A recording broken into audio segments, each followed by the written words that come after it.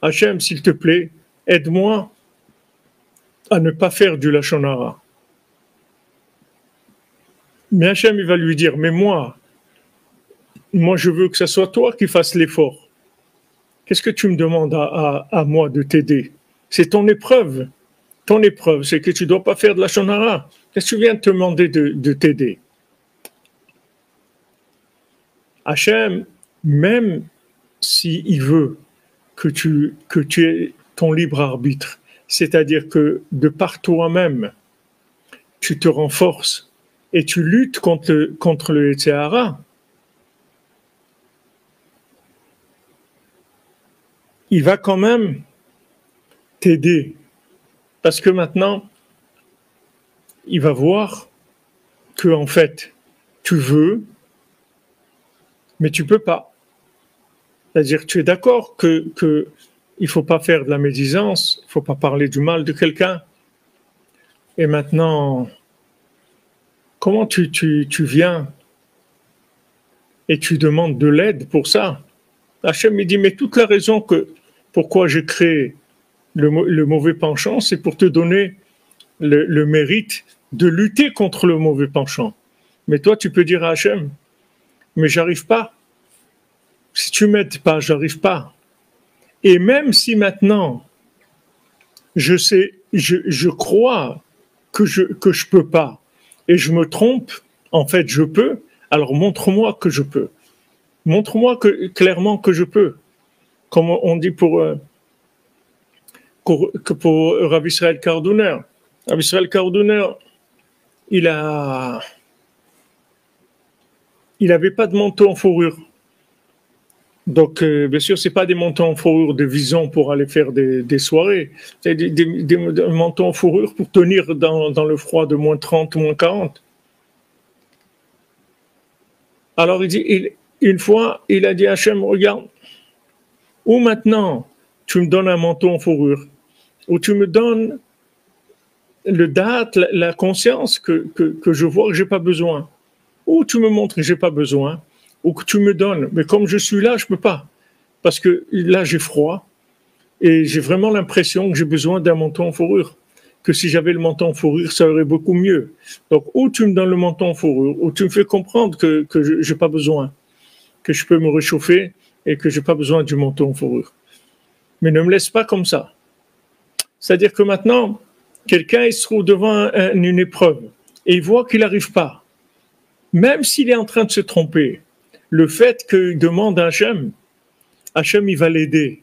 Même s'il se trompe, même si maintenant, en fait, il est capable de se retenir, de faire de la médisance, mais il n'a pas l'énergie, il n'a pas assez confiance en lui, il n'a pas assez de crainte et d'amour d'Hachem, il n'arrive pas.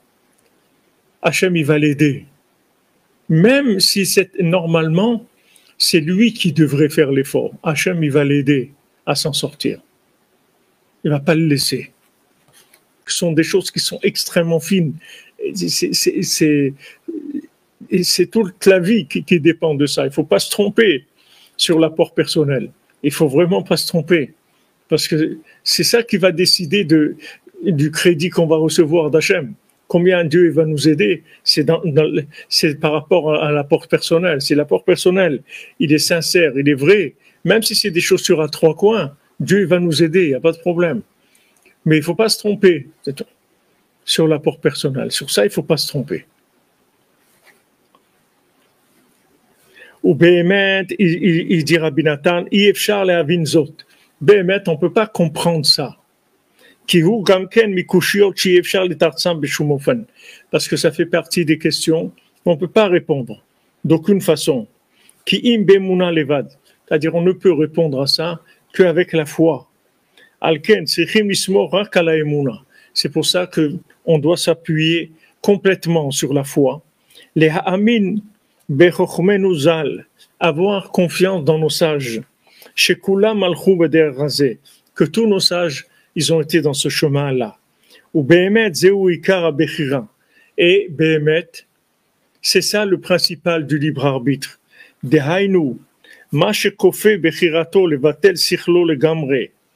C'est-à-dire que maintenant, le fait qu'il oblige son libre arbitre a annulé sa logique. C'est-à-dire que maintenant, il ne va plus aller selon sa logique. L'ismoch ala emuna levad, de s'appuyer entièrement sur la foi, ul harvod bitfila vetachanunim, et de multiplier la prière et la supplication. Qu'est-ce qu'il veut dire par là? C'est-à-dire que maintenant, je me trouve devant un problème, d'accord? Pour rester dans l'exemple que je vous ai donné, que quelqu'un il a un problème, il fait de la shonara, il fait de la médisance. Et il n'arrive pas à se retenir. Maintenant, est-ce que c'est vrai qu'il n'a pas la force de se retenir ou c'est pas vrai? Est-ce que maintenant, vraiment, c'est quelqu'un qui peut faire aucun effort dans ce domaine-là, ou il est en train de se tromper, et en fait, il peut faire des efforts, mais le mauvais penchant lui fait croire qu'il ne peut pas faire des efforts. Alors, il dit ça, cette question, il n'y a pas de réponse. Tu ne peux pas répondre à ça, parce que c'est impossible. Tu ne peux pas savoir. Mais par contre, ce que tu dois avoir comme attitude, et ça, c'est vérifié et c'est garanti, c'est que toi, tu dois demander à Hachem, supplier à Hachem qui te sauve, que tu fasses plus de la shonara. Toi, tu fais ça. Toi, tu t'appuies sur ça. Tu dis maintenant, tu dis à Hachem, même si c'est vrai que j'ai une force, que je peux de moi-même lutter, mais je me rends pas compte. Donc, je te demande de m'aider. Et maintenant, dans cette prière, on obtiendra un résultat, que ce soit une aide d'en haut, c'est-à-dire un crédit, soit juste que Hachem, il va nous montrer que oui, on peut. Et ça aussi, c'est un cadeau d'Hachem, de te montrer que tu peux, que tu es capable d'arriver. Ça aussi, c'est un cadeau d'Hachem. Donc, soit maintenant, vraiment, je suis pas capable, alors Hachem, il va me donner de l'énergie pour arriver à faire attention, ne plus faire de médisance, ou bien Hachem, il va me montrer que oui, j'ai la force, oui, j'ai les capacités. C'est la même chose. Je vais tout obtenir en fait avec la prière. Alors il dit maintenant, où il est mon libre arbitre? Mon libre arbitre, il est que je rentre pas dans cette analyse-là. Qu'est-ce que je suis capable de faire? Qu'est-ce que je suis pas capable de faire? Je rentre pas là-dedans du tout. Juste, je prie, c'est tout. Juste, je prie, c'est tout. Parce que si maintenant je commence à rentrer là-dedans, je vais me perdre complètement. Je vais me perdre. Donc, il dit, le principal du libre arbitre, c'est ça. Le principal du libre arbitre, c'est que toi, tu multiplies les supplications jusqu'à ce qu'Hachem t'aide.